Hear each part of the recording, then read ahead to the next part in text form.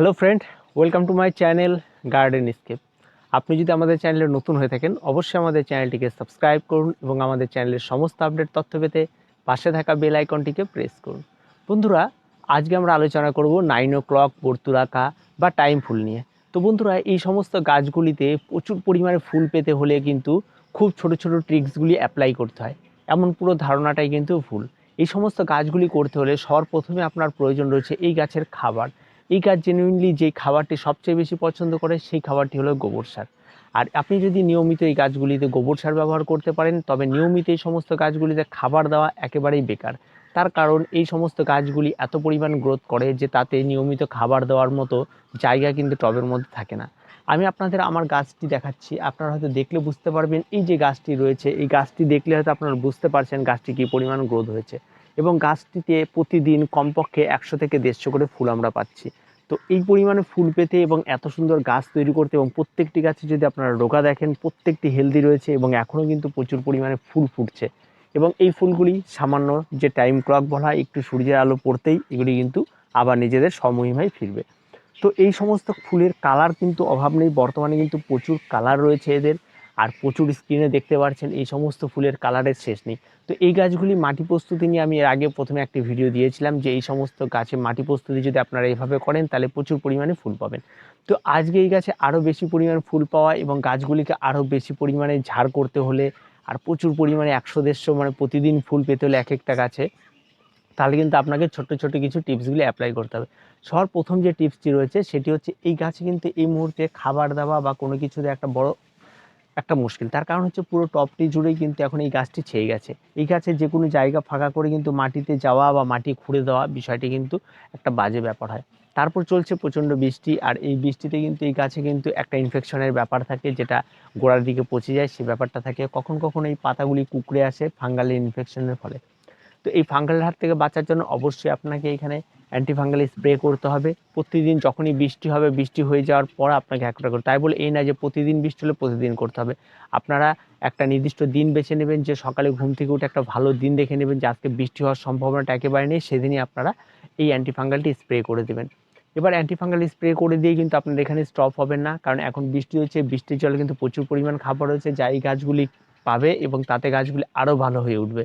আর তার সঙ্গে সঙ্গে এই গাছে আপনারা যেই দিনটি দেখবেন পরিষ্কার পরিচ্ছন্ন ভালো একটা দিন রয়েছে, সেদিন বিকেলবেলা আপনারা এই গাছগুলিকে আপনাদের যে পুরনো যে গাছ ডালগুলি রয়েছে আপনারা খেয়াল করলে দেখবেন, এই যে এখানে আপনারা যদি খেয়াল করেন দেখবেন এই যে পুরনো ডালগুলি রয়েছে এগুলিতে কিন্তু আর ফুল হবে না। এই ডালগুলিকে কিন্তু আপনাদের এভাবে কেটে দিতে হবে, এই ডালগুলিকে কিন্তু আপনাদের বাদ করে দিতে হবে। যদি বাদ করে দেন তাহলে কিন্তু আবার নতুন ডাল বের হবে এবং তাতে কিন্তু সেই ডালগুলিতে কিন্তু আরও প্রচুর পরিমাণে ফুল হবে। তো এই ছোট্ট ছোট্ট টিপসগুলি কিন্তু আপনাদেরকে মানতে হবে এবং এই ছোট্ট ছোট্ট কাজগুলি কিন্তু প্রত্যেককে করতে হবে।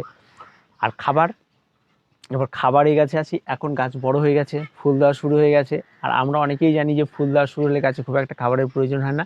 তবে হ্যাঁ, এই গাছেও তেমন খুব একটা প্রয়োজন হয় না।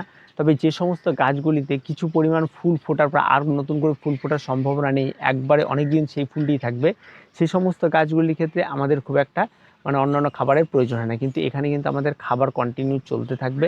আর এখানে খাবারগুলির মধ্যে আপনার লিকুইড খাবার আপনারা যে যা পছন্দ করেন, তবে আমি একটা কথা বলবো, এর মধ্যে এই গরমের মধ্যে খোল জল বা সবজি পচা জলে গাছে ব্যবহার করবেন না, তাতে কিন্তু গাছের গোড়ায় কিন্তু ইনফেকশন হয়ে যাওয়ার একটা ব্যাপার থাকে। আপনারা এখানে পরিষ্কার পরিচ্ছন্ন খাবার দিন। আপনারা যদি পারেন, আপনাদের বাড়িতে যদি গোবর সার থাকে তাহলে গোবর সার আপনারা 2 চামচ করে প্রতি সপ্তাহে যদি আপনারা এই গাছের গোড়ায় দিতে পারেন তাহলে গাছ আরও ভালো গ্রোথ করে। আর যদি গোবর সার না থাকে তাহলে আপনারা এই গাছের গোড়ায় দিতে পারেন ভার্মি কম্পোস্ট, তা সেটাতেও কিন্তু ভীষণ উপকার রয়েছে এবং তাতে কিন্তু গাছ নষ্ট হয়ে যাওয়ার ব্যাপার নেই এবং গাছ যত বেশি জোর পাবে গাছে ফুলের পরিমাণ কিন্তু তত বেশি বাড়বে। আর তার সঙ্গে সঙ্গে এই গাছগুলিতে অবশ্যই আপনারা কাটিংয়ের মাধ্যমে চারা তৈরি করতে পারবেন, খুব সহজে কাটিংয়ে চারা হয় এবং নতুন নতুন টবে যদি আপনারা এগুলি বসান সেগুলি করতে পারবেন।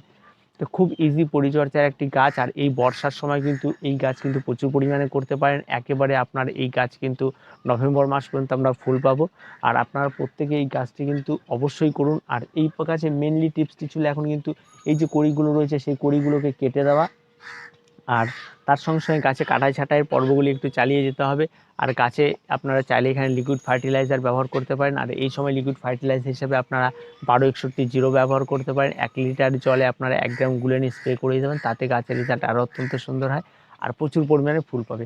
আর এই গাছ যদি আপনার মাটিতে লাগিয়ে থাকেন তাহলে কোনো কিছুর প্রয়োজন নেই, শুধু একবার গোবর সার একটু ছিটিয়ে দিন, দেখবেন খেলা। তো প্রচুর পরিমাণে ফুল হবে আর প্রচুর পরিমাণে কালার। আর তার থেকেও মজার ব্যাপার হচ্ছে এই গাছগুলি তার নিজেদের মধ্যেই পরাগ সংযোগ করতে পারে এবং সেখান থেকে আবার চারা তৈরি হয়ে নতুন নতুন ভ্যারাইটিও তৈরি করতে পারে। এটা কিন্তু আমাদের একটা বিশাল প্রাপ্তি। আমি আমার এখানে দুটো কালার লাগিয়েছিলাম, এই দুটো কালার থেকে কিন্তু বর্তমানে আমার এখানে প্রায় 10-12টি কালারে পরিণত হয়েছে। আর প্রত্যেকটা কালার নতুন নতুন ভ্যারাইটি, এখনও পর্যন্ত প্রচুর নতুন নতুন ভ্যারাইটি বেরিয়ে যাচ্ছে।